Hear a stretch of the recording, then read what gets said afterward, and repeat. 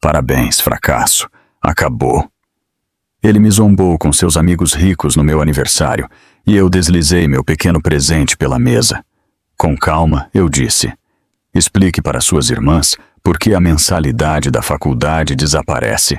Para seus pais, por que a casa e os carros evaporam em minutos. E para seus sócios, por que a empresa morre antes da sobremesa. Eu me levantei e o pânico começou. Que tipo de pessoa entrega papéis de divórcio na festa de aniversário da esposa? Minha mãe havia perguntado quando liguei para ela 2 semanas antes, chorando pela humilhação que eu sabia que estava por vir. Mas ela estava fazendo a pergunta errada. A pergunta certa era: que tipo de pessoa passa 6 meses secretamente se preparando para destruir tudo que seu marido valoriza, enquanto finge ser a esposa devotada que ele espera? A resposta estava sentada na ponta da mesa do Marcelos, observando Jake se apresentar para sua plateia de bajuladores. Minha mão repousando sobre o envelope que responderia às 2 perguntas exatamente da maneira que ele merecia. Mas estou me adiantando. Para entender como cheguei a esse momento, você precisa entender a ilusão perfeita que eu mantive por anos. Naquela manhã, 2 semanas após o telefonema da minha mãe, eu acordei às 5h30 da manhã, assim como fazia todos os dias nos últimos 8 anos. Jake estava deitado do seu lado da nossa cama king size, de costas para mim, mesmo dormindo. O espaço entre nós poderia muito bem ser um oceano. Eu estudei as costas dele por um momento, lembrando-me de quando ele costumava me abraçar naqueles minutos sonolentos da manhã, antes de o dia começar. Agora, ele se agarrava à beirada do colchão como se pudesse pegar algo se acidentalmente me tocasse. Nossa casa em um bairro nobre de São Paulo estava silenciosa enquanto eu ia para a cozinha. 5 quartos, 5 banheiros e uma garagem para 3 carros, cheia de símbolos de sucesso que Jake precisava que o mundo visse. As bancadas de mármore estavam frias sob minhas palmas, enquanto eu preparava o café da manhã dele com precisão científica. De novo, mistura etíope daquele torrefador boutique em um bairro de luxo. 15 segundos no moedor, nem 14, nem 16. Água aquecida a exatos 90 graus Celsius. Aprendi da forma mais difícil que qualquer coisa menos que a perfeição me renderia àquele seu olhar de desaprovação. Aquele que dizia que eu o estava desapontando de novo. Enquanto o café era preparado, eu arrumei o café da manhã dele na louça Wedgwood, que a mãe dele nos deu no nosso 5º aniversário. Omelete de clara com espinafre orgânico, sem sal. Uma fatia de torrada integral, com exatamente 1 colher de chá de manteiga de amêndoa espalhada de ponta a ponta. Suco de laranja espremido na hora, no copo de cristal, que tinha que ser posicionado a exatos 2 centímetros da borda do prato. O tipo de detalhe que parecia amoroso, a menos que você percebesse que eram, na verdade, os termos de um contrato não dito, onde meu valor era medido por performances bem-sucedidas. Jake apareceu às 6h45, seu relógio biológico tão preciso quanto todo o resto de sua vida. O terno Tom Ford cinza carvão caía perfeitamente em seu corpo, o anel de formatura da Escola de Negócios de Harvard brilhando na luz da manhã. Ele sentou-se na ilha da cozinha sem me reconhecer, imediatamente absorto em seu telefone. A reunião com os investidores é às 10, ele disse sem olhar para cima. Certifique-se de estar lá às 9h45 para arrumar a sala de conferências. Claro, eu respondi, mantendo o tom neutro que eu havia aperfeiçoado. Eu já preparei o material da apresentação. O que eu não disse é que também passei 3 horas na noite anterior depurando o algoritmo que tornava esses retornos impressionantes possíveis. O algoritmo Pythia era meu bebê.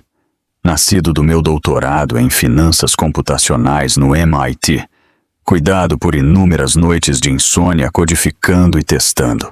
Mas no mundo de Jake, eu era apenas a mulher que arrumava os papéis e servia o café, enquanto ele explicava meu trabalho para salas cheias de homens que fingiam entendê-lo. 3 horas depois, eu estava na sala de conferências de vidro da Meridian Capital, arrumando as pastas de couro em cada assento, enquanto Jake testava o controle remoto da apresentação. 20 investidores chegariam em breve. Homens com mais dinheiro do que imaginação, que dependiam de Jake para ficarem mais ricos. Eles nunca saberiam que os modelos matemáticos que ele apresentaria, a análise preditiva revolucionária, que consistentemente superava as expectativas do mercado em 12%, haviam se originado na minha mente, não na dele. Lembre-se, Jake disse, ajustando sua gravata no reflexo da janela, com vista para São Paulo. Suporte administrativo, se alguém perguntar. Não queremos confundir a narrativa. A narrativa, isso era o que nosso casamento havia se tornado.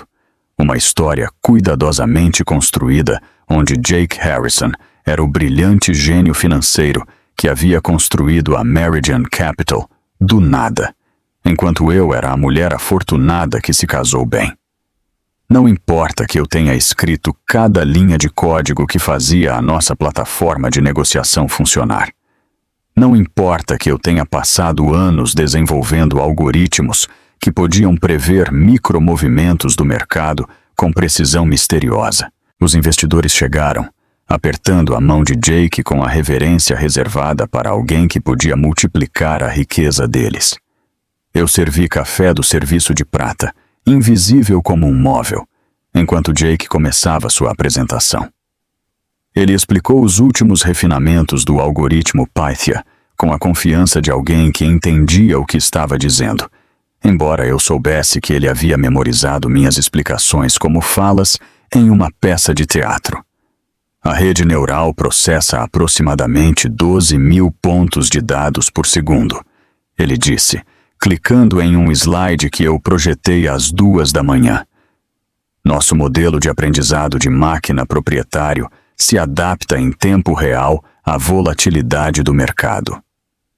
Um investidor, um homem com olhos afiados chamado Morrison, de um fundo de hedge de Campinas, levantou a mão. Como o algoritmo explica os padrões de negociação irregulares durante as sessões de pós-horário?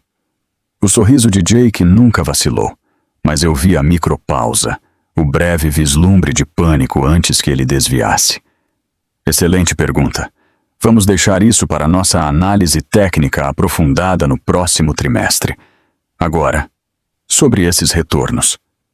Eu fiquei perto do serviço de café, minhas mãos firmes apesar da vontade de responder à pergunta de Morrison. O algoritmo usava uma abordagem híbrida, combinando reconhecimento de padrões com detecção de anomalias calibrada especificamente para períodos de negociação de baixo volume. Eu poderia ter explicado em 30 segundos. Em vez disso, eu enchi copos de água e permaneci em silêncio. Naquela noite, fomos para a casa dos pais de Jake em Itatiba, para nosso jantar de família semanal. A propriedade da família Harrison se espalhava por 3 acres de perfeição, o tipo de propriedade que sussurrava dinheiro antigo, embora o pai de Jake tivesse ganhado sua fortuna em imóveis comerciais há apenas 20 anos. Margarida Harrison nos cumprimentou na porta, beijando o ar perto de Jake, enquanto mal reconhecia minha existência. Lexi, querida, ela disse a palavra querida, caindo como um cubo de gelo em água quente. Você pode colocar o vinho na cozinha. A sala de jantar estava arrumada para 8. As irmãs de Jake, Emma e Sofia, já estavam lá com seus namorados, ambos estudantes de direito que vinham de famílias ricas. A conversa fluía ao meu redor em vez de através de mim.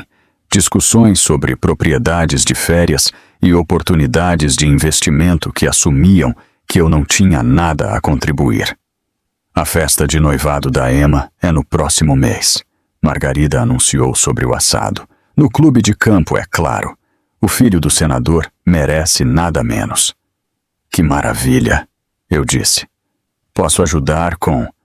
O Sr. Harrison riu, me interrompendo. Lexi, querida, você apenas se concentra em manter meu filho feliz. Deixe que as mulheres que entendem dessas coisas cuidem do planejamento da festa. As mulheres que entendem dessas coisas. Como se eu não tivesse secretamente gerenciado as carteiras de investimento deles por 2 anos, guiando-os para retornos que financiaram todo esse estilo de vida. Eles não tinham ideia de que seu consultor financeiro de confiança, aquele que o Sr. Harrison se gabava no clube de golfe, estava, na verdade, me encaminhando tudo para análise e estratégia. Naquela noite, após o jantar da família Harrison, eu fiquei acordada, revivendo a risada desdenhosa do pai dele, enquanto Jake roncava ao meu lado. O relógio na minha mesa de cabeceira brilhava 3h da manhã, quando finalmente desisti de dormir e desci para fazer chá de camomila. A cozinha parecia diferente no escuro, menos como um palco onde eu desempenhava meus deveres de esposa e mais como um espaço onde eu realmente podia pensar. Eu me sentei na ilha com meu laptop, pretendendo revisar algum código, mas em vez disso, me peguei olhando fotos da minha mãe no Facebook. Ela tinha postado sobre a reunião do clube de leitura dela, sentada com suas amigas na sala de estar modesta de alguém em Belo Horizonte. E todas elas pareciam genuinamente felizes de uma forma que eu não me lembrava de ter sentido mais. Na manhã seguinte, outra performance, mas desta vez algo mudou. Jake sentou em seu lugar habitual no balcão do café da manhã, rolando o celular enquanto eu colocava seu prato perfeitamente preparado. Eu estava pensando na cirurgia de minha mãe, como ela ficaria sozinha naquele pequeno apartamento tentando se virar com um andador.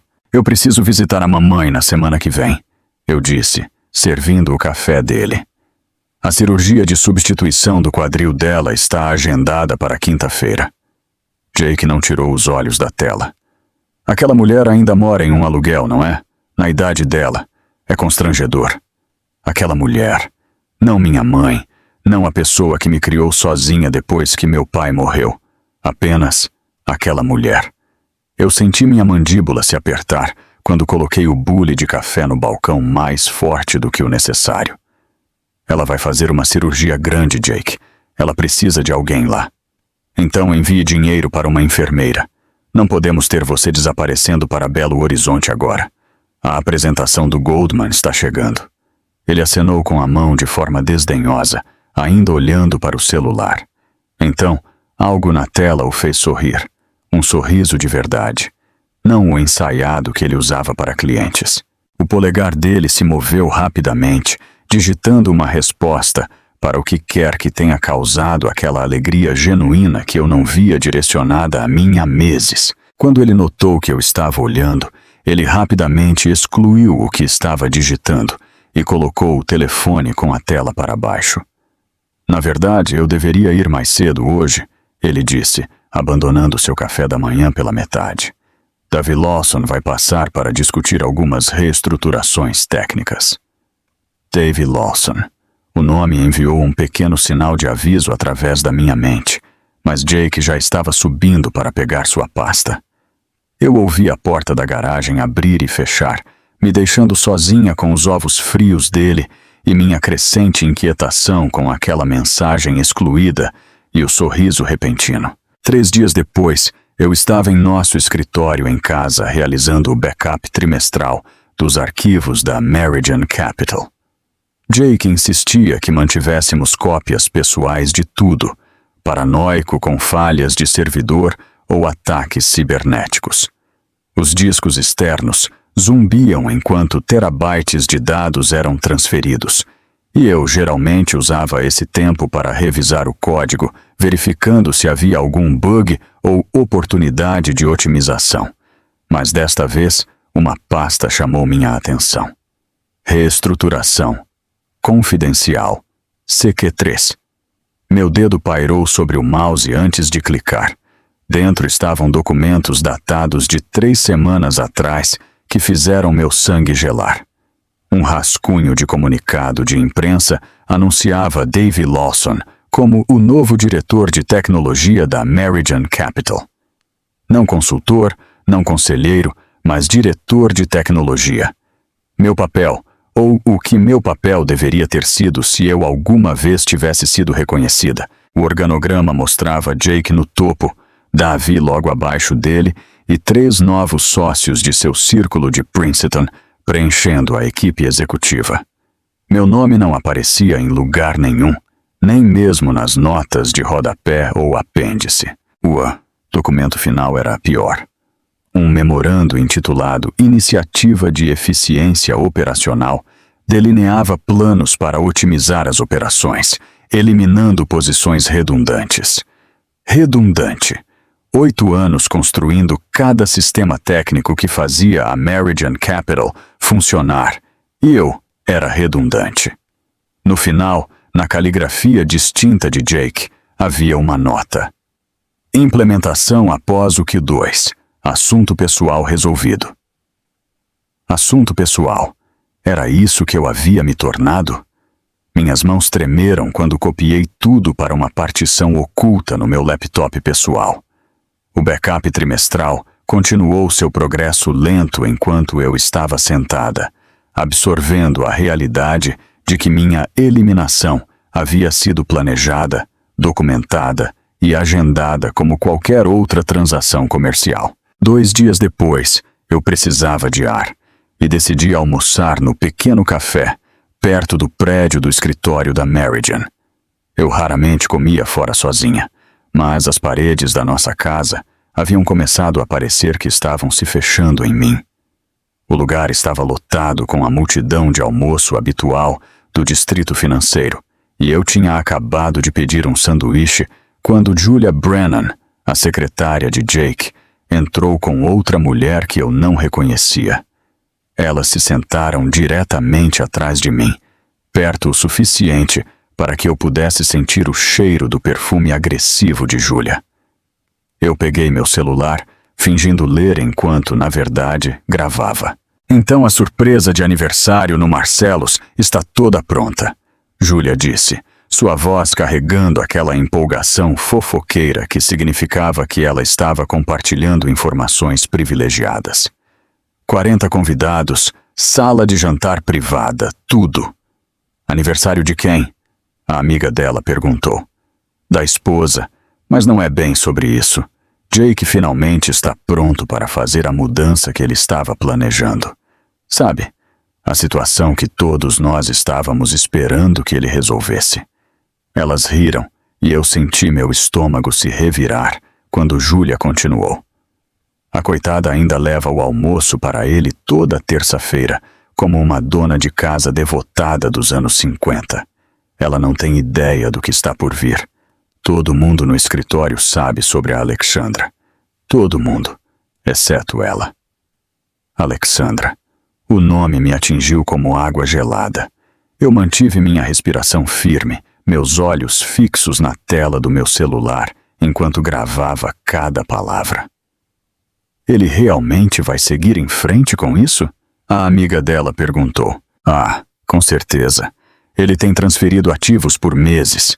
Até que ela descubra, não haverá nada para brigar. Os garotos de Princeton sempre protegem seu dinheiro. Elas continuaram conversando, mas eu já tinha ouvido o suficiente. Eu paguei pelo meu sanduíche intocado e deixei meu celular queimando no meu bolso com a evidência de minha própria destruição agendada. Eu caminhei por 1 hora pelas ruas da cidade, deixando o ar de setembro clarear minha cabeça enquanto as peças do quebra-cabeça se encaixavam. As mensagens de texto excluídas, as reuniões matinais com Dave Lawson, os documentos de reestruturação e agora essa Alexandra que todos pareciam saber, exceto eu. Naquela noite, eu mandei uma mensagem para Raquel Murphy, minha amiga do MIT, que agora trabalhava em forense financeira. Nós não nos falávamos há 2 anos, mas ela respondeu imediatamente, sugerindo que nos encontrássemos em um bar, em um bairro nobre de São Paulo na noite seguinte. O lugar que ela escolheu era perfeito. Um bar lúdico perto de um polo industrial, onde banqueiros e suas esposas nunca se aventurariam. Raquel estava exatamente a mesma, seu cabelo ruivo preso no coque bagunçado que ela usava durante toda a pós-graduação. Ela me abraçou forte e depois se afastou para estudar meu rosto. Você parece alguém que descobriu que sua casa foi construída em cima de areia movediça, ela disse, pedindo 2 uísques para nós.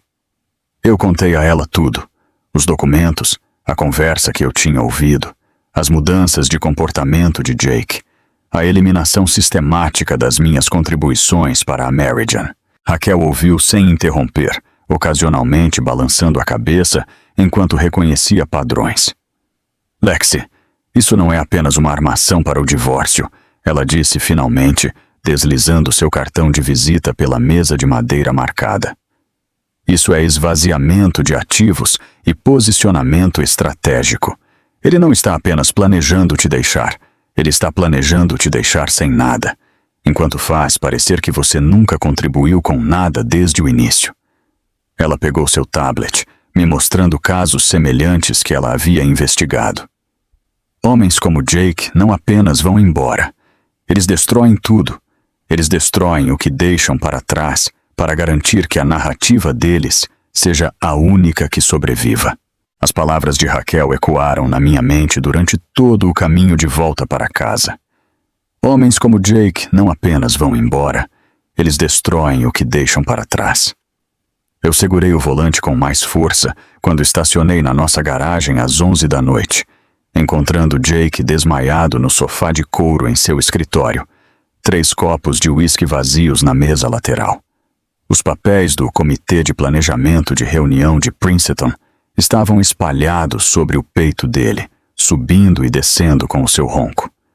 Isso havia se tornado o ritual de quinta-feira à noite dele, beber com seus amigos da faculdade por chamadas de vídeo, revivendo seus dias de glória enquanto tramavam sua contínua dominação no mundo financeiro. Eu fiquei na porta olhando para ele por um momento. Mesmo inconsciente, ele mantinha aquele ar de presunção, com a boca ligeiramente aberta, uma das mãos ainda segurando frouxamente o telefone. A tela acendeu com uma notificação da Alexandra. Apenas o primeiro nome dela, sem sobrenome nos contatos dele, como se ela já fosse íntima o suficiente para não precisar de mais identificação. Eu o deixei lá e peguei meu laptop, indo para o banheiro de hóspedes no final da casa. Parece absurdo trabalhar de um banheiro, mas era a única sala onde eu podia trancar a porta sem levantar questionamentos se Jake acordasse. Eu abaixei a tampa do vaso sanitário, equilibrei meu laptop e me sentei na beirada da banheira com um bloco de notas. Se eu ia me proteger da destruição planejada de Jake, eu precisava construir algo mais forte do que a rede Princeton dele. Eu precisava me tornar invisível da mesma forma que ele estava me tornando invisível, mas com propósito. O primeiro passo foi criar a Nemesis Holdings. Eu havia aprendido sobre estruturação offshore enquanto ajudava os Harrison a minimizar suas obrigações fiscais, montando suas empresas de fachada em Delaware e suas holdings nas Ilhas Cayman. Agora, eu usava esse mesmo conhecimento para minha própria proteção. Cada entidade que eu criei parecia legítima no papel, com documentação e números de registro adequados que passariam por uma análise superficial. Bermuda para a holding principal, subsidiárias em Cayman para os braços de investimento e uma LLC em Delaware para interagir com as operações no Brasil.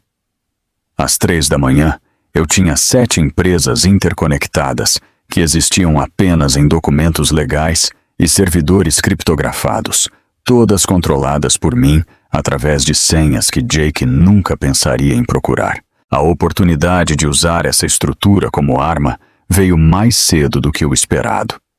Naquele domingo, estávamos na propriedade da família Harrison para o jantar, quando o pai de Jake começou a reclamar das taxas de juros de sua hipoteca em seu imóvel em Angra dos Reis. Roubo na cara dura. O Sr. Harrison resmungou sobre seu segundo martini. 7% em um empréstimo grande, mesmo com nossa pontuação de crédito. Esses bancos não têm mais respeito. Eu levantei o olhar de meu salmão quase intocado, uma ideia se formando com clareza cristalina. Sabe, alguns dos meus ex-alunos do MIT abriram um fundo de investimento. Eles estão procurando oportunidades estáveis, de baixo risco, empréstimos garantidos por imóveis para famílias estabelecidas, esse tipo de coisa. As sobrancelhas de Margarida Harrison se levantaram ligeiramente, a primeira vez que ela demonstrou interesse em algo que eu disse em meses. Sério? Que tipo de condições? Muito melhores do que as taxas bancárias. Talvez 4,5% com horários de pagamento flexíveis. Eles preferem trabalhar com pessoas em quem possam confiar. Eu mantive minha voz casual, cortando outro pedaço de salmão. Eu poderia fazer uma introdução se você quisesse. Em uma semana, eu estava orquestrando o negócio de uma vida. Os parceiros de investimento que eu havia inventado tinham históricos impressionantes que eu forjei a partir de perfis do LinkedIn e diretórios da Escola de Negócios de Harvard. Eu criei endereços de e-mail, números de telefone que encaminhavam para telefones descartáveis e até pedi a uma amiga do MIT para se passar por uma das parceiras para uma breve chamada telefônica com o advogado de Harrison. A documentação era impecável. Páginas e páginas de linguagem de empréstimo padrão que qualquer advogado reconheceria. Mas, enterrado na subseção 47C, havia um único parágrafo sobre cláusulas de aceleração ligadas a mudanças materiais nos relacionamentos familiares do devedor principal. O advogado de Harrison, um amigo de golfe mais interessado em sua taxa do que na devida diligência, apenas o leu por cima durante uma revisão apressada na tarde de sexta-feira. Coisas padrão, ele disse ao Sr. Harrison. Na verdade, termos melhores do que eu costumo ver. O refinanciamento de 15 milhões de lilas foi aprovado na semana seguinte. A família Harrison celebrou sua astúcia financeira no jantar, brindando as suas habilidades de negociação astutas, enquanto eu sorria discretamente, sabendo que eles haviam acabado de me entregar uma arma carregada que poderia destruí-los com um aviso de 7 minutos. Mas a propriedade era apenas o começo. O verdadeiro prêmio era a própria Meridian Capital. Durante nossas janelas de manutenção agendadas, quando os sistemas de negociação estavam offline para atualizações e patches, eu comecei o processo delicado de fragmentar o algoritmo Pythia. Era como realizar uma cirurgia em minha própria criação, separando cuidadosamente componentes que foram projetados para funcionar como um todo integrado. A beleza estava em como eu estruturei isso. Cada peça parecia ser uma atualização ou patch de rotina, coisas que Jake tinha que aprovar como parte das operações normais. Ele assinava os formulários de autorização que eu colocava em sua mesa sem lê-los, geralmente enquanto falava ao telefone ou revisava carteiras. Apenas coisas técnicas, ele murmurava, rabiscando sua assinatura enquanto já pensava em sua próxima reunião. O que ele estava realmente assinando eram acordos de licenciamento entre a Meridian Capital e várias subsidiárias da Nemesis Holdings. Os componentes da rede neural foram licenciados de uma entidade, o modelo preditivo de outra, os protocolos de processamento de dados de uma terceira. Individualmente, esses acordos pareciam relacionamentos de fornecedores padrão. Juntos, eles significavam que a Meridian Capital não possuía mais a própria tecnologia que a tornava valiosa. Eles estavam alugando seu próprio cérebro de mim, e o contrato de aluguel tinha alguns termos muito específicos sobre o que aconteceria se os pagamentos parassem ou os contratos fossem violados. A peça final envolvia as irmãs de Jake. Emma e Sofia sempre me trataram como a empregada, mas elas estavam felizes o suficiente para aceitar minha ajuda quando se tratava de seus fundos de confiança.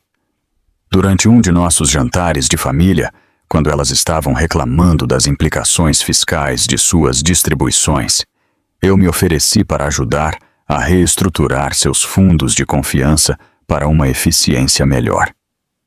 Você entende dessas coisas? Emma perguntou, sua surpresa quase insultante. Eu aprendi algumas coisas, eu disse modestamente, não mencionando que meu doutorado incluía cursos extensivos de modelagem financeira. A reestruturação que eu propus parecia brilhante no papel. Tratamento fiscal melhor, rendimentos mais altos, acesso mais flexível aos fundos. O que eles não notaram foi que o pai delas teve que assinar como fiador de certas obrigações. Obrigações que estavam intrinsecamente ligadas aos empréstimos de sua propriedade através de uma rede complexa de disposições de vício cruzado. Um dominó caía. Todos eles cairiam. Você é tão gentil em nos ajudar, Sofia disse, beijando o ar, perto da minha bochecha depois de assinar os papéis, especialmente considerando seu histórico. Meu histórico, como se ter crescido na classe média em Belo Horizonte fosse uma doença pela qual eu deveria me desculpar. Eu sorri e aceitei a condescendência delas, sabendo que suas assinaturas acabaram de completar a arquitetura financeira que faria o mundo inteiro delas desabar quando eu decidisse apertar o gatilho. 3 semanas se passaram desde que eu completei a arquitetura financeira da minha vingança, e o peso de carregar esse segredo sozinha estava começando a rachar a minha fachada cuidadosamente mantida. Foi quando minha mãe ligou para dizer que estava vindo me visitar. Ela havia reservado seu voo sem perguntar, simplesmente anunciando que ficaria no fim de semana. Jake revirou os olhos quando eu o contei, resmungando algo sobre ter que aturar a sabedoria de Belo Horizonte, enquanto ele tinha um networking importante para fazer. A mãe chegou em uma tarde de sexta-feira, enquanto Jake estava no escritório. Quando eu abri a porta, ela me olhou por um longo tempo e me puxou para um abraço que durou mais do que nossa saudação habitual.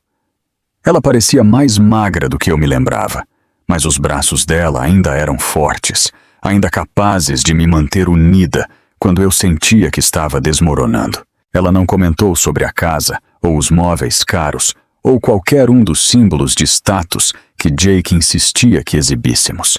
Ela apenas estudou meu rosto com aqueles olhos castanhos afiados que sempre pareceram me ver por completo.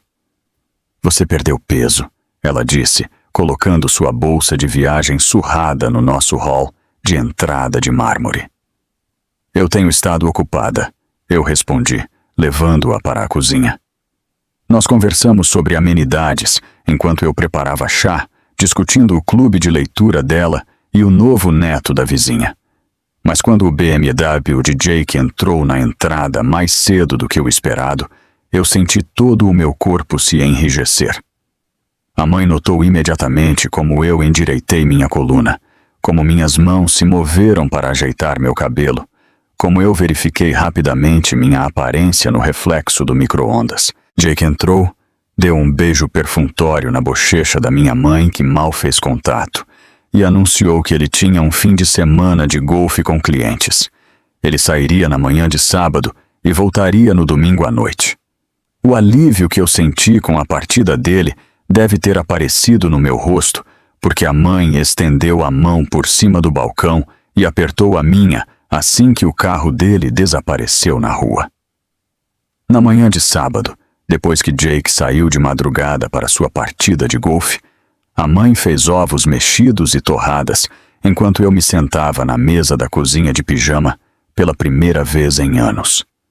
O sol da manhã entrava pelas janelas, e por um momento eu senti como se estivesse de volta à nossa antiga cozinha em Belo Horizonte antes de Jake, antes de Meridian, antes de eu aprender a me tornar pequena. Há quanto tempo ele é tão cruel?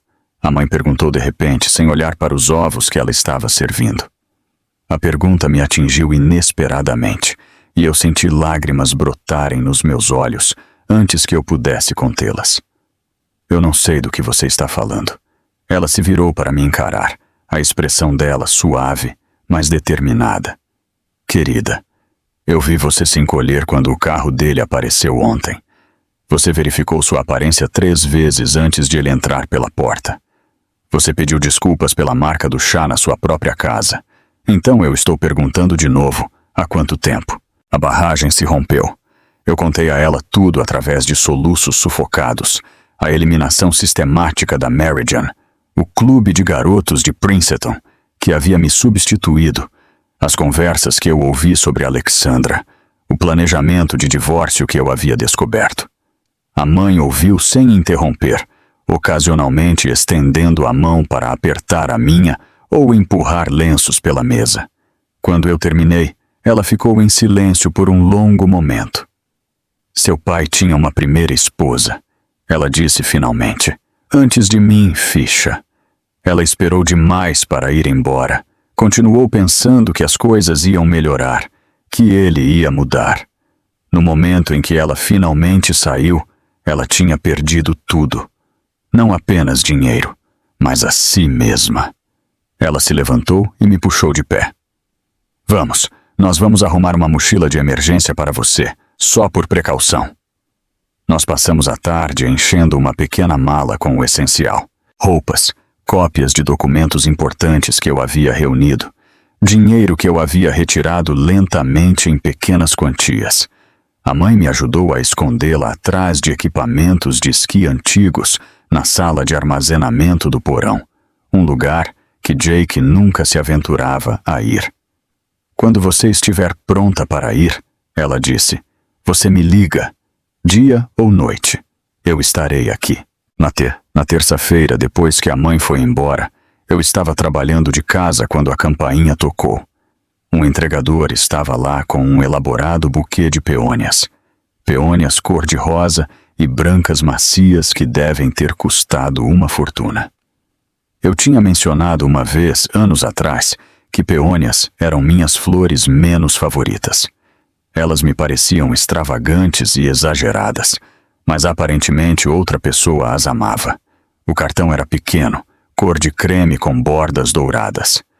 Mal posso esperar pela sua liberdade. Minhas mãos tremeram quando eu carreguei o buquê para dentro. Aquilo não era para mim. O entregador havia cometido um erro, ou talvez este fosse exatamente o erro que eu precisava ver. Eu encontrei o cartão da floricultura e liguei, com um tom de voz alegre. Olá, acabei de receber um lindo buquê, mas eu quero ter certeza de que o pedido é o correto para a próxima semana. Ah, sim, Sra. Harrison, a florista gorjeou. O arranjo semanal do Sr. Harrison para a Sra. Alexandra Thornton. Devemos continuar entregando no Ritz-Carlton, no centro, suíte 1247. Isso é perfeito, eu consegui dizer. Na mesma hora, toda terça-feira às 14h, como de costume. Ele tem sido tão consistente nos últimos 6 meses. A senhorita Thornton tem sorte de ter um amigo tão devotado. 6 meses. Enquanto eu estava tentando salvar nosso casamento, ele estava enviando peônias para outra mulher toda semana no hotel, onde ele supostamente tinha reuniões com clientes. Suíte 1247. Eu anotei com uma mão firme, embora por dentro estivesse gritando. 2 semanas depois, Jake insistiu que eu o acompanhasse ao jantar de ex-alunos de Princeton. Nós precisamos apresentar uma frente unida, ele disse, não percebendo a ironia. Ele me posicionou na mesa das esposas no canto, enquanto ele dominava a conversa com potenciais investidores perto do bar. Eu sentei entre a terceira esposa de um cirurgião plástico e a namorada de um gestor de fundo de hedge, que não devia ter mais de 22 anos, ambas discutindo casas de férias, enquanto eu empurrava salmão no meu prato. Então, eu ouvi a voz de Jake ecoando pela sala.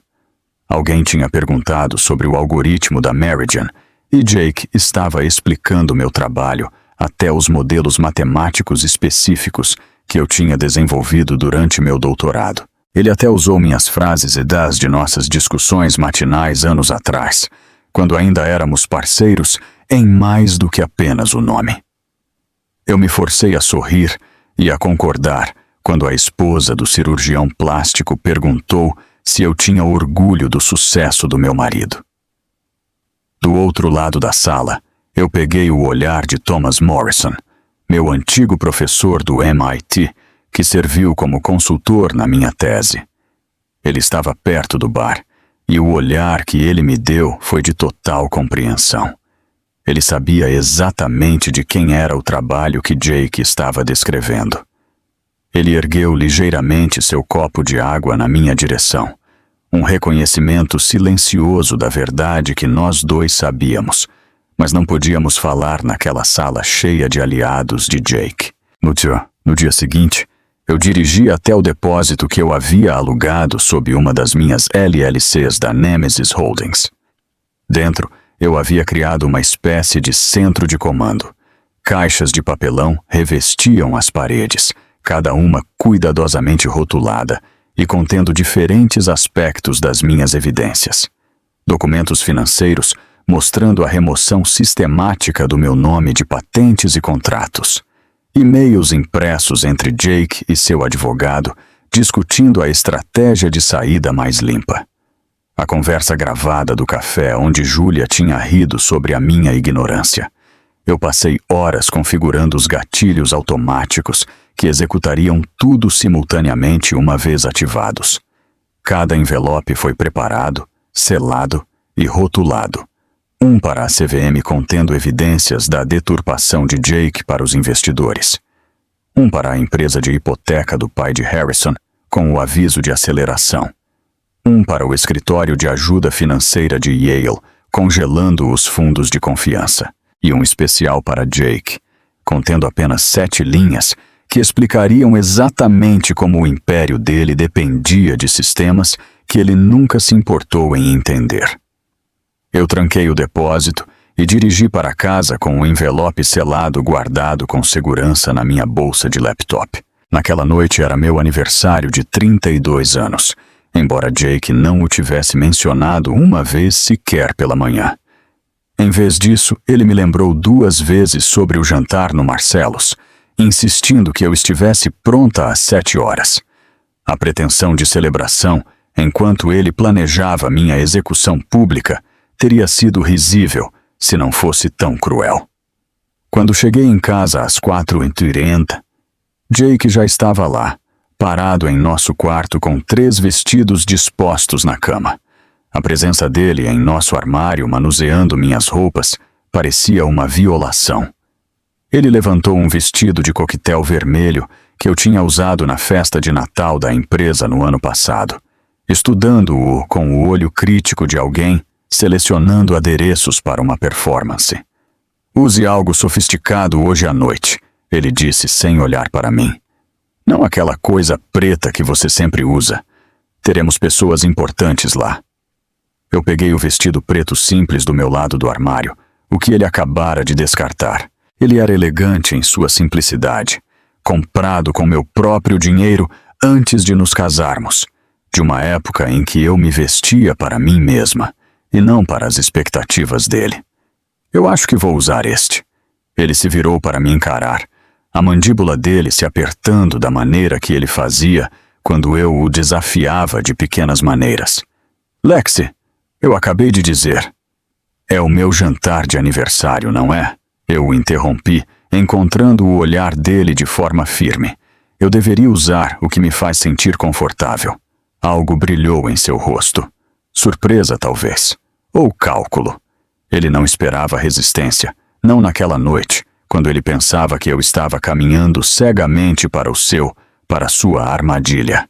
Ele deu de ombros e se virou para o lado do armário dele, pegando seu terno Armani azul marinho. Eu me sentei na minha penteadeira, me maquiando enquanto ele se vestia, observando-o no espelho enquanto ele abotoava as abotoaduras. Eram novas, de platina com pequenas safiras que pegavam a luz. Eu nunca as tinha visto antes, mas eu reconheci a caixa de joias em sua cômoda, da Cartier, a mesma loja onde Alexandra Thornton havia postado fotos no Instagram no mês passado, embora Jake não soubesse que eu a tinha procurado depois de descobrir as peônias.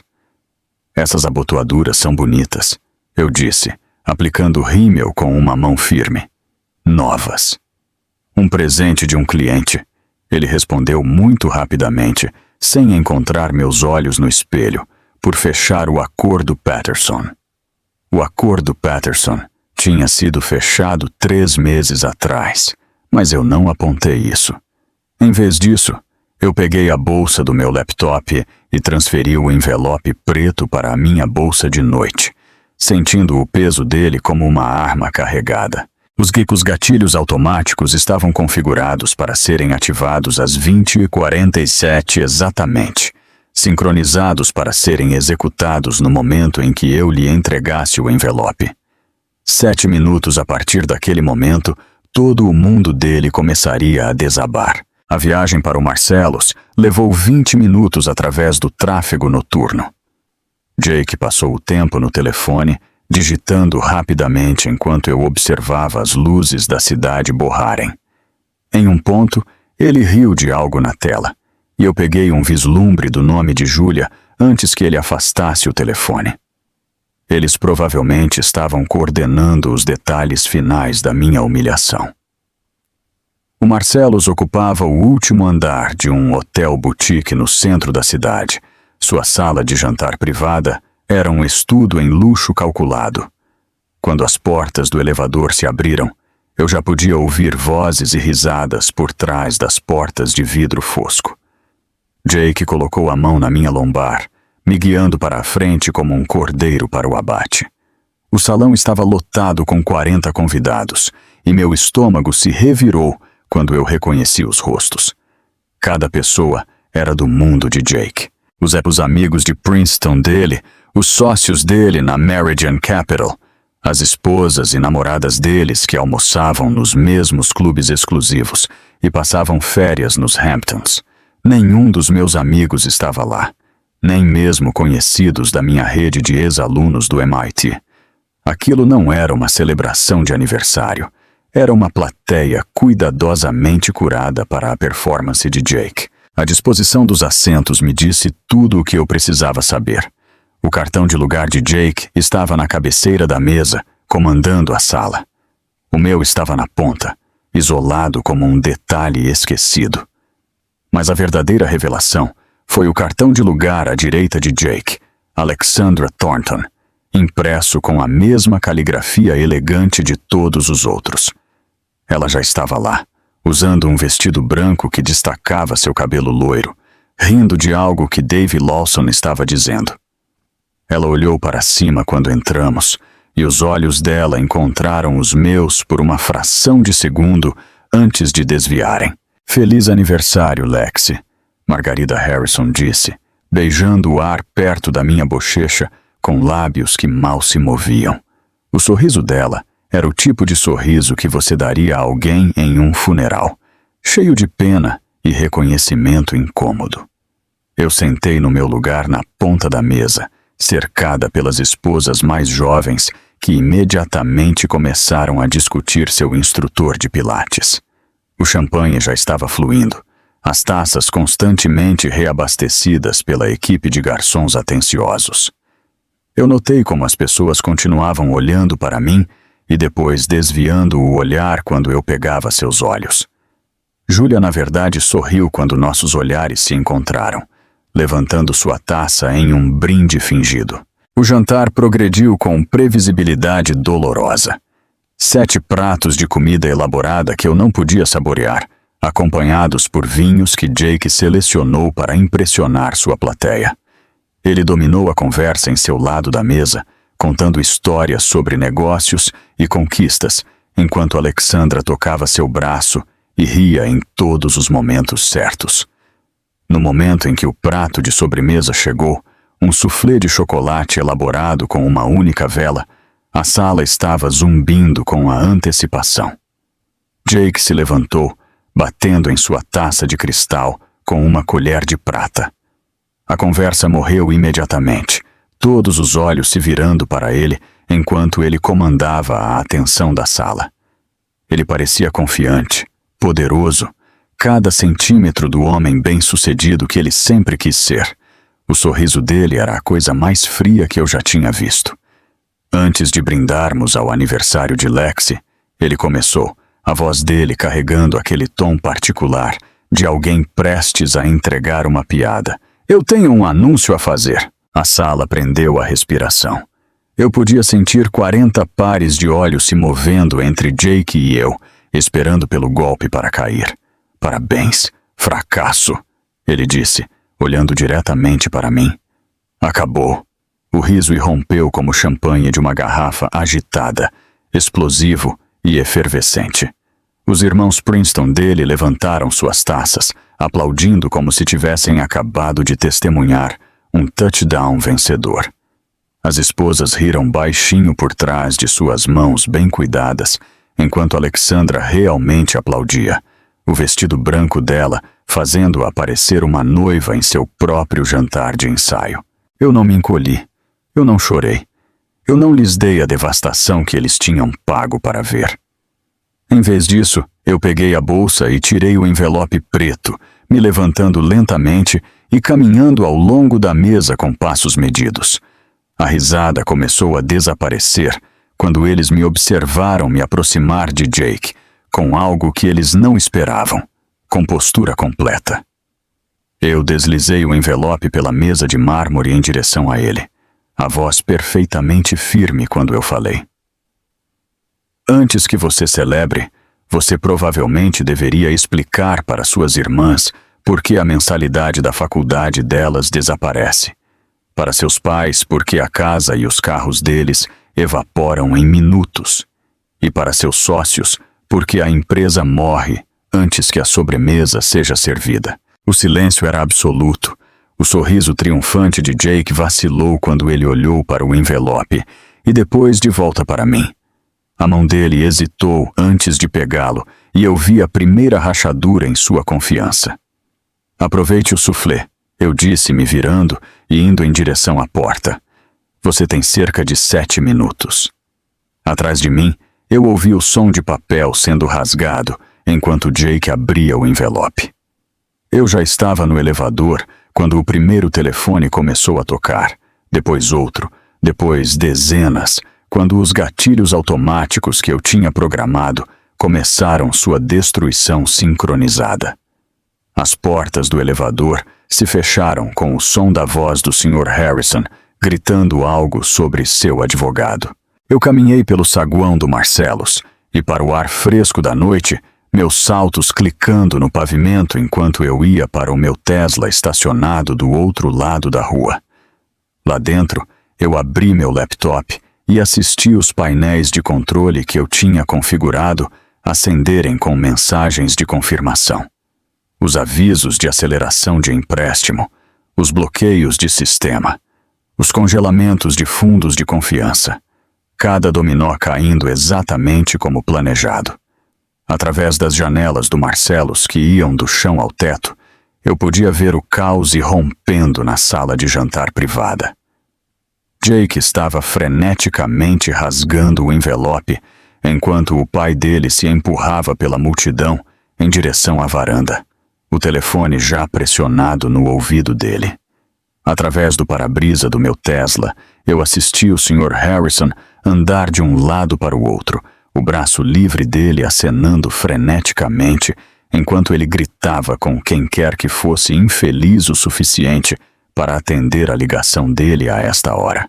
Margarida Harrison tinha derrubado uma bandeja inteira de taças de champanhe em sua pressa para alcançar o telefone dela, o cristal se estilhaçando no chão de mármore do Marcellus como diamantes espalhados. O som deve ter sido tremendo, embora eu não pudesse ouvi-lo da minha posição do outro lado da rua. Eu liguei o carro e dirigi para o meu brownstone, em um bairro nobre de São Paulo, aquele que eu tinha comprado através da Nemesis Holdings 14 meses antes. Jake nunca soube sobre este lugar. Ele pensava que eu passava minhas noites ocasionais fora no apartamento da minha mãe ou em hotéis baratos quando eu alegava que precisava de espaço. O prédio de 3 andares ficava em uma rua tranquila e arborizada, longe o suficiente do distrito financeiro de São Paulo para que ninguém do círculo de Jake pudesse acidentalmente tropeçar nele. Este era meu santuário, mobiliado de forma simples, mas confortável, com peças que eu tinha escolhido para mim, pagas com taxas de consultoria que Jake nunca soube que eu tinha ganhado revisando código para startups sob um pseudônimo. Uma vez lá dentro, eu coloquei meu laptop na mesa da cozinha e abri os painéis de monitoramento que eu tinha configurado. O número de chamadas perdidas no meu telefone já havia chegado a 47, mas eu o coloquei no silencioso e o coloquei virado para baixo. A história real estava se desenrolando na minha tela em fluxos de dados em tempo real e registros do sistema que pintavam um quadro de colapso operacional completo. A plataforma de negociação primária da Meridian Capital tinha ficado escura exatamente às 8h da noite, 7 minutos depois que eu tinha entregado o envelope a Jake. Os sistemas de backup tentaram se engajar, mas se encontraram bloqueados atrás de autenticação biométrica que eles não podiam contornar.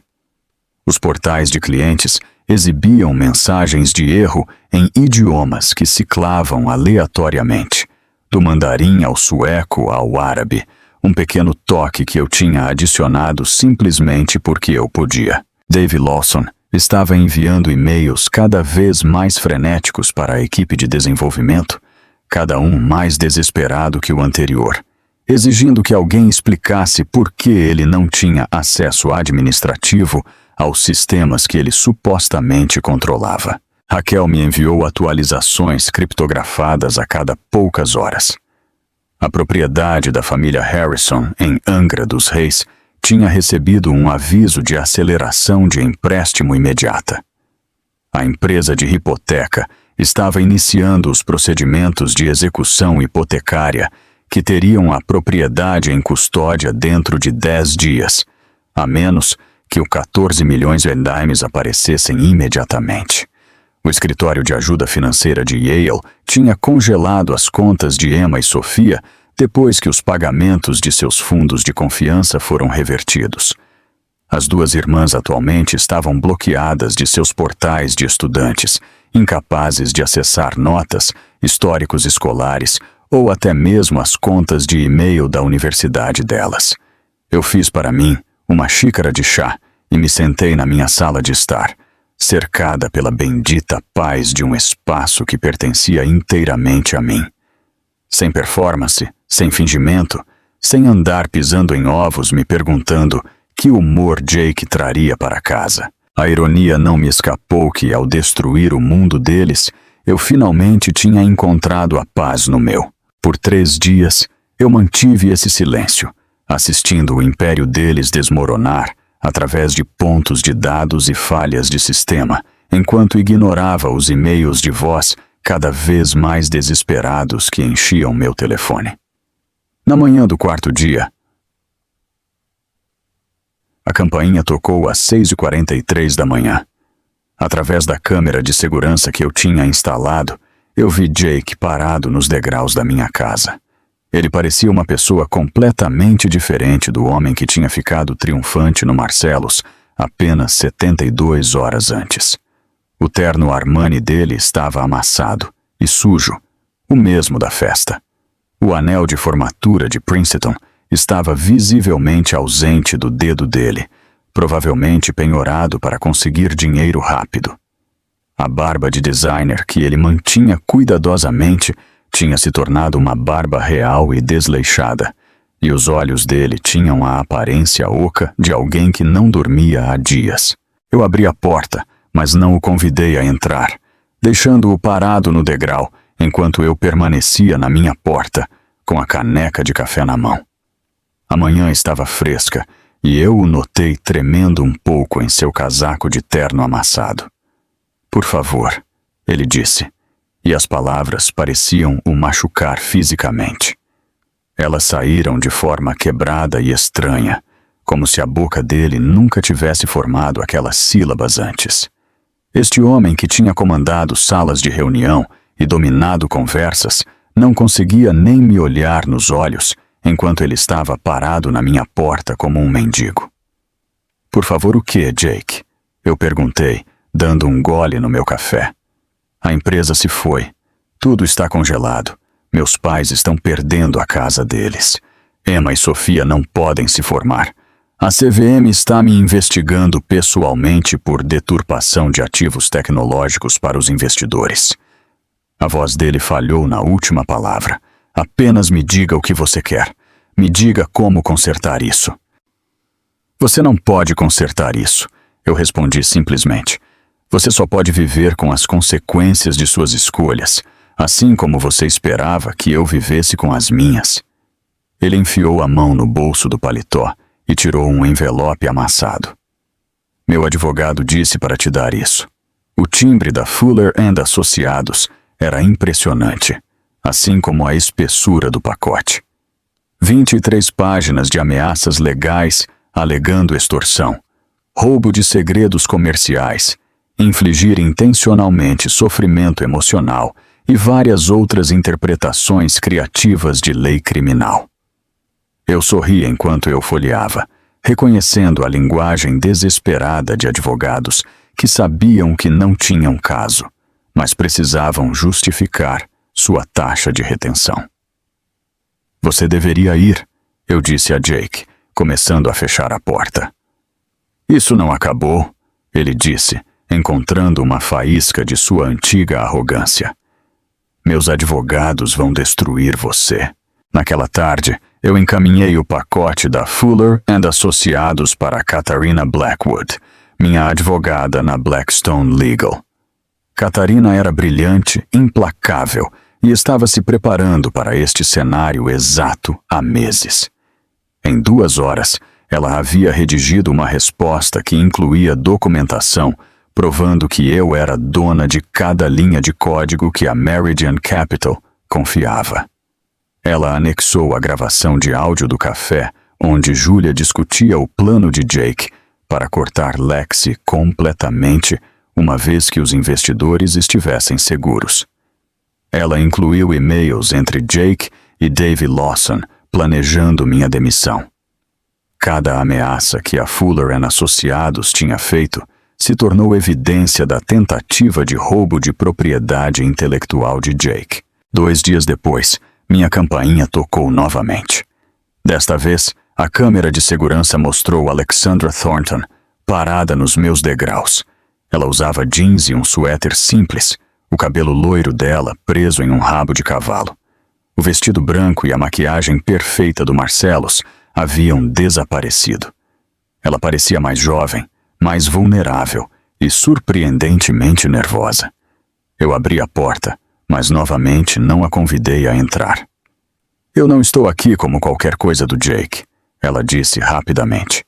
Eu estou aqui porque eu tenho reunido evidências de seus negócios fraudulentos com as carteiras de meus clientes. Ele tem usado minha posição na Goldman para acessar informações privilegiadas. Ela estendeu um pendrive. Tudo está aqui. Registros de negociação, e-mails, conversas gravadas onde ele discute explicitamente o uso de informações não públicas. Eu a estudei por um momento. Por que você me daria isso? Porque ele destruiu minha carreira da mesma forma que ele tentou destruir a sua. A única diferença é que você viu isso chegando e lutou de volta. Ela fez uma pausa. Eu pensei que talvez pudéssemos trabalhar juntas. Eu peguei o pendrive, mas balancei a cabeça. Eu aprecio isso, mas eu não preciso de uma aliança. Eu tenho tudo o que é necessário para garantir que Jake enfrente as consequências apropriadas. Eu enfiei a mão no meu bolso e lhe entreguei um cartão de visita. Este é o investigador da CVM que tem me ligado. Ele ficaria muito interessado no que você documentou. Alexandra pegou o cartão, assentiu uma vez e se afastou. Eu fechei a porta e voltei para o meu laptop, onde outra dúzia de alertas de sistema confirmou que o mundo de Jake continuava seu colapso metódico. A dissolução foi completa, e eu nem precisei sair da minha casa para ver isso acontecer. Eu fechei a porta atrás de Alexandra e voltei para o meu laptop, onde Catarina Blackwood tinha acabado de enviar um e-mail marcado como urgente. O Conselho de Administração da Meridian Capital tinha convocado uma reunião de emergência para amanhã de manhã, às 9 horas. Eles queriam discutir a crise tecnológica e tinham descoberto, através de sua investigação frenética, que todos os caminhos levavam de volta para a Nemesis Holdings. Catarina já os havia informado que eu estaria presente, não como a esposa separada de Jake, mas como a proprietária controladora de toda a infraestrutura técnica deles. Sendo assim, na manhã seguinte, eu vesti um terno azul marinho que eu tinha comprado especificamente para este momento, não de grife, não chamativo, apenas profissionalmente elegante, de uma forma que dizia que eu estava falando de negócios. Os escritórios da Meridian Capital ocupavam o 302º andar de um arranha-céu de São Paulo, o mesmo prédio onde eu tinha servido café para os investidores que olhavam através de mim. Desta vez, quando eu caminhei por aquelas portas de vidro, os olhos da recepcionista se arregalaram em reconhecimento e confusão. A sala de reuniões ficou em silêncio quando eu entrei. 7 membros do conselho estavam sentados ao redor da mesa de mogno polida, incluindo Jake, que parecia ter envelhecido 5 anos na última semana. Dave Lawson estava lá, seu MBA da Wharton inútil diante da complexidade técnica real. O Sr. Harrison ocupava seu assento habitual, apesar de não poder mais pagar a taxa do estacionamento do prédio. Eu não peguei a cadeira que eles tinham preparado para mim na ponta da mesa. Em vez disso, eu caminhei até a tela de apresentação e conectei meu laptop com uma prática deficiência. O primeiro slide apareceu, mostrando a estrutura de propriedade completa do algoritmo Pythia. Senhores, eu comecei, notando como eles se encolheram com o meu tratamento formal. Vocês convocaram esta reunião para discutir a crise tecnológica de vocês. Permitam-me esclarecer a posição de vocês. Cada linha de código da qual a Meridian Capital depende pertence à Nemesis Holdings, que é de minha propriedade exclusiva. Os acordos de licenciamento sob os quais vocês têm operado expiraram no momento em que Jake anunciou publicamente nosso divórcio no Marcellus, acionando a cláusula do Subitem 12. Eu cliquei para o próximo slide, mostrando os registros de patente, todos datados e registrados em meu nome antes que a Meridian Capital existisse. Eu criei o algoritmo Pythia durante meu trabalho de doutorado no MIT. As patentes foram registradas com meu nome de solteira, Lexi Brooks. É por isso que a devida diligência de vocês nunca as encontrou. O membro do conselho Marcus Webb, um capitalista de risco de cabelos prateados, que sempre foi o mais pragmático do grupo, inclinou-se para a frente. O que você quer? Eu sorri e avancei para o próximo slide. Vocês têm 2 opções. Opção 1. Me reconhecer como a fundadora e proprietária majoritária da Meridian Capital, com 70% de participação, com base na avaliação da propriedade intelectual que eu criei. Jake retém 5%. O conselho divide os 25% restantes. Opção 2. Eu vendo tudo para os parceiros da Quantum por centavos de dólar e vocês explicam para os seus investidores por que suas carteiras agora não valem nada. Isso é extorsão. Jake cuspiu, encontrando sua voz pela primeira vez. Não, eu respondi calmamente. Isso é capitalismo. Eu possuo algo que vocês precisam.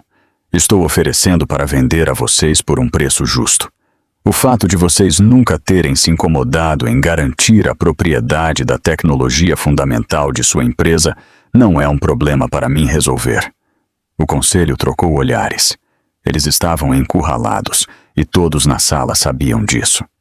Sem o Pythia, a Meridian Capital era apenas mais uma empresa de investimento com escritórios bonitos e sem vantagem competitiva. Precisamos de tempo para discutir, Webb disse cuidadosamente. Vocês têm 1 hora, eu respondi, fechando meu laptop. Minha advogada está esperando no saguão com os contratos. Decidam rapidamente porque os parceiros da Quantum estão ansiosos para adquirir esses ativos. Eu passei aquela hora em um café do outro lado da rua, observando pela janela quando mensageiro após mensageiro chegava ao prédio, provavelmente advogados e conselheiros sendo convocados para consulta de emergência. Quando eu voltei, os contratos foram assinados. Eu era agora a proprietária majoritária da empresa que eu havia construído do nada. 3 dias depois, o Wall Street Journal publicou sua investigação. As manchetes se estenderam pela primeira página da seção de negócios. O gênio fantasma que construiu e reconstruiu a Meridian Capital. A repórter Susan Chin tinha feito sua lição de casa. Ela havia entrevistado o professor Morrison, do MIT, que confirmou que eu era a única criadora do algoritmo Pythia. Ela tinha falado com ex-funcionários que se lembravam de mim, codificando a noite toda, enquanto Jake participava de eventos de networking. A linha do tempo era devastadora, mostrando como cada sucesso importante da Meridian correspondia a melhorias que eu havia feito no algoritmo, enquanto minha eliminação sistemática dos registros da empresa coincidia com Jake trazendo sua rede de Princeton. O artigo incluía uma foto da minha formatura no MIT, em pé com meu orientador de doutorado, ao lado de uma prancha de apresentação, mostrando a estrutura inicial do Pythia. Ao lado dela, havia uma foto recente de Jake em uma conferência da indústria, apresentando meu trabalho como sua própria inovação. O contraste era condenatório. Meu telefone tocou com pedidos de entrevista da CNBC, Bloomberg e Forbes, mas eu declinei todos. A verdade era pública agora, e eu tinha um trabalho mais importante a fazer. Eu agendei uma reunião com os parceiros da Quantum, não como uma vendedora desesperada, mas como alguém com ativos para alavancar.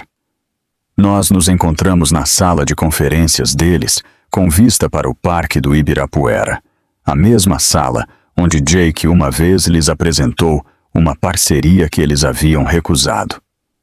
$40 milhões para o algoritmo Pythia completo. Eu declarei simplesmente. Licença não exclusiva com uma cláusula de não concorrência de 5 anos para o setor financeiro. Eles concordaram em 10 minutos. A transferência bancária foi confirmada no almoço. Naquela tarde, eu assinei o contrato de aluguel para os escritórios da Athena Financial, 6 andares abaixo de onde a Meridian Capital estava começando sua espiral da morte. Eu já tinha recrutado minha equipe, a doutora Sarah Okoro, que o Banco Central havia ignorado para promoção 3 vezes, apesar de seu trabalho inovador em modelagem de política monetária. Jessica Martinez, cujos revolucionários algoritmos de avaliação de risco foram creditados a seu supervisor masculino na Goldman. Amy Patterson, uma programadora cujas inovações em negociação de alta frequência haviam gerado milhões para empresas que se recusaram a promovê-la, além de desenvolvedora júnior. Quando nós ficamos em nossos novos escritórios, olhando para a linha do horizonte da cidade, Sarah levantou sua caneca de café em um brinde. Para os negligenciados e subestimados. Enquanto nós estávamos celebrando nosso começo, Jake estava enfrentando seu fim. A investigação da CVM havia descoberto anos de deturpação para os investidores. Com as evidências de Alexandra, eles tinham prova de insider trading. Seus sócios de Princeton se distanciaram publicamente, alegando que haviam sido enganados sobre as origens da tecnologia. Devi Lawson se demitiu e voltou para a consultoria. Os investidores retiraram seus fundos em massa e, em 2 semanas, a Meridian Capital existia apenas no papel. O Sr. Harrison entrou com pedido de falência em uma terça-feira. A propriedade de Angra dos Reis foi vendida em leilão para cobrir dívidas. Margarida se mudou para a casa da irmã dela, em uma cidadezinha vizinha, seu status social destruído. Emma e Sofia foram transferidas para faculdades públicas, pegando empregos em lojas de departamento para pagar o aluguel do pequeno apartamento que agora compartilhavam. A dinastia Harrison, construída sobre a genialidade emprestada e a inovação roubada, havia desmoronado completamente. Minha mãe chegou na semana seguinte, pegando o trem de Belo Horizonte, porque ela disse que queria ver tudo direito. Quando ela entrou nos escritórios da Athena Financial e viu meu nome na porta como CEO e fundadora, ela parou e tocou as letras com dedos trêmulos. Você não apenas sobreviveu, minha filha. Você voou alto, minha mãe disse, seus dedos ainda tocando as letras na porta do meu escritório. Ela se virou para mim, com lágrimas escorrendo pelo rosto, e eu percebi que eu também estava chorando. Não de tristeza ou raiva, mas de algo que eu não sentia há anos, puro, orgulho descomplicado do que eu havia construído com minhas próprias mãos e mente. Nós ficamos na área de recepção da Athena Financial, enquanto minha equipe se preparava para a nossa primeira grande apresentação para clientes. A energia no escritório era elétrica, nada como o ambiente sufocante na Meridian, onde todos se apresentavam para a aprovação de Jake. Aqui, Sarah estava explicando seu modelo de política monetária para Jessica, que o estava incorporando em seu quadro de avaliação de risco. Amy tinha 3 monitores exibindo código que revolucionaria a forma como nós processamos dados de mercado. Nós estávamos colaborando, construindo sobre as ideias umas das outras, criando algo maior que a soma de nossas partes.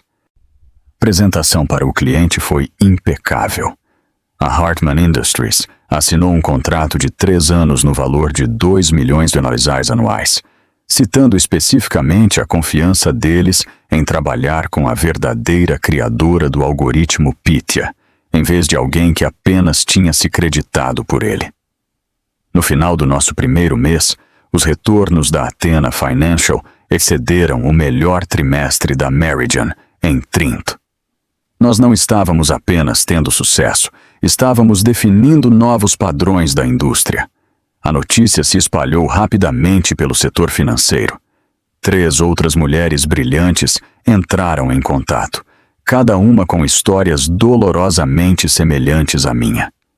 A doutora Lisa Chong, cujos modelos quantitativos tinham gerado milhões para a sua empresa anterior, enquanto ela permanecia presa no nível de gerência média.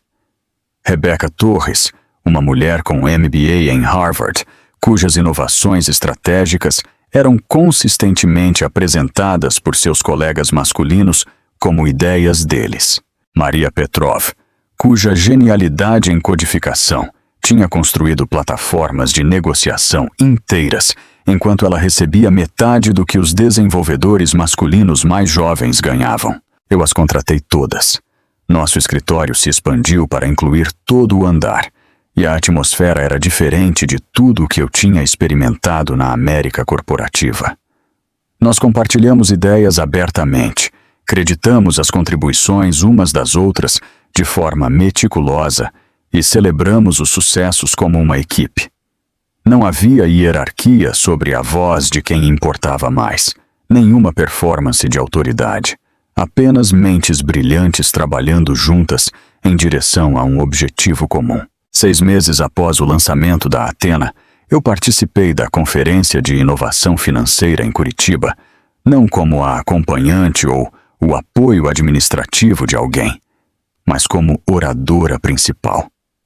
Os organizadores haviam solicitado especificamente que eu apresentasse sobre negociação algorítmica na nova economia. Eu estava nos bastidores ajustando o microfone, usando um vestido preto simples que eu mesma tinha escolhido, quando eu o vi do outro lado do salão de convenções.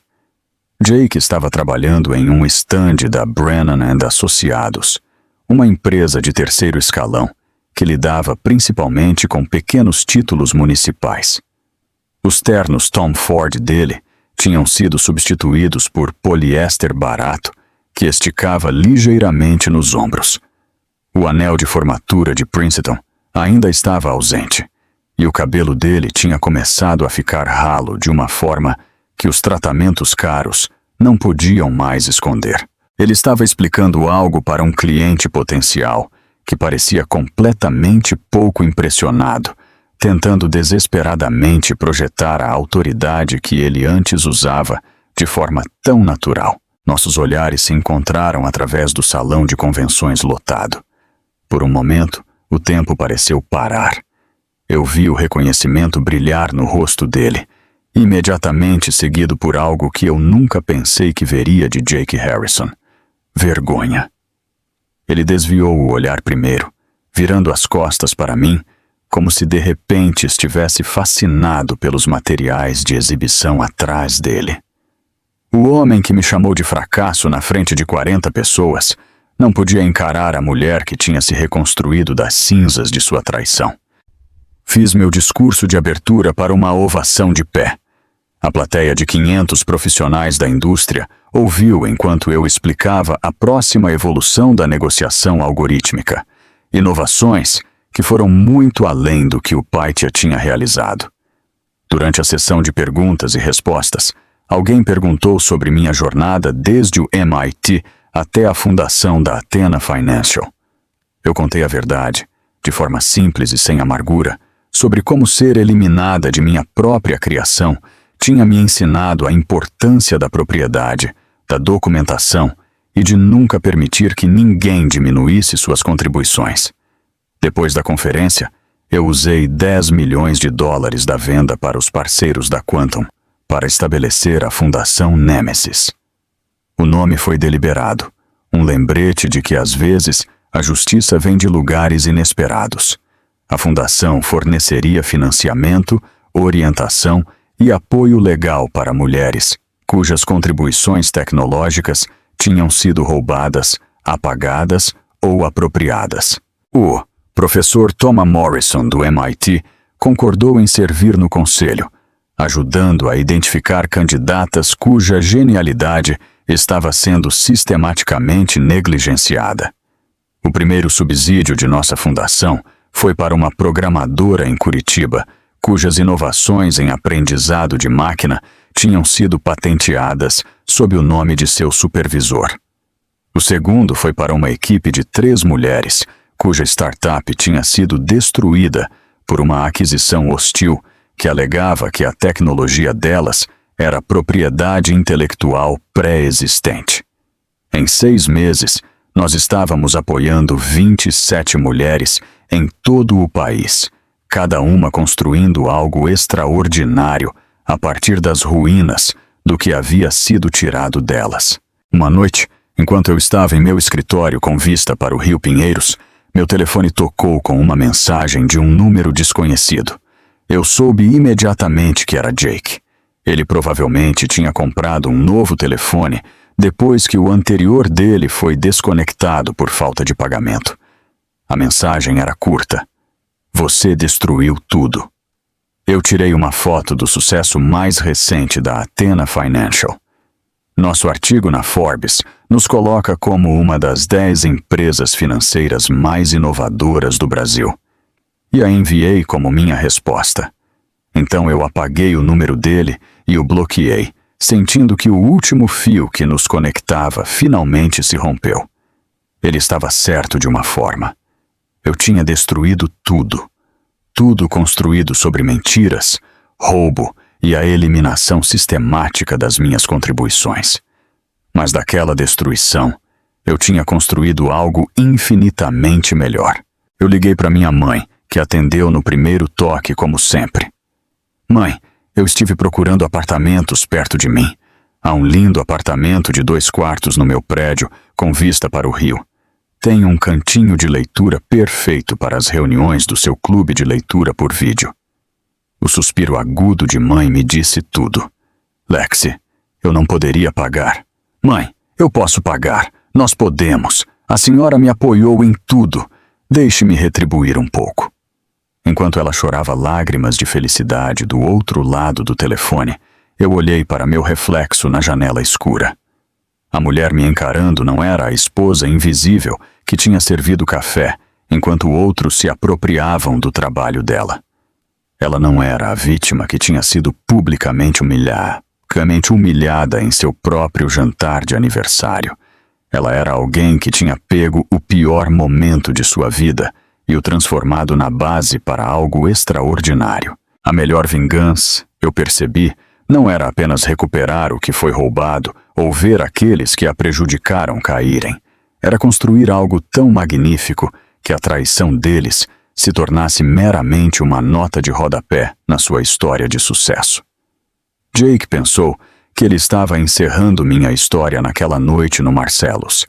Em vez disso, ele me libertou para escrever uma melhor, cercada por mulheres brilhantes que entendiam que às vezes a coisa mais poderosa que você pode fazer é se recusar a permanecer invisível. Meu telefone tocou com e-mails de clientes potenciais, ofertas de parceria e solicitações de entrevista. Amanhã traria novos desafios, novas oportunidades para fazer a Athena Financial se tornar algo ainda maior. Mas hoje à noite, eu simplesmente fiquei no meu escritório, assistindo as luzes da cidade cintilarem lá embaixo, finalmente em paz com a jornada que me trouxe até aqui. Se essa história de vingança calculada te manteve grudado em cada palavra, aperte o botão de curtir agora mesmo. Minha parte favorita foi quando Alexi deslizou aquele envelope preto pela mesa de mármore no Marcellus, sabendo que ela tinha acabado de ativar 7 minutos de destruição financeira total. Qual foi o seu momento favorito? Deixe nos comentários abaixo. Não perca mais histórias envolventes como esta. Assine e ative o sino de notificação para que você nunca perca um upload.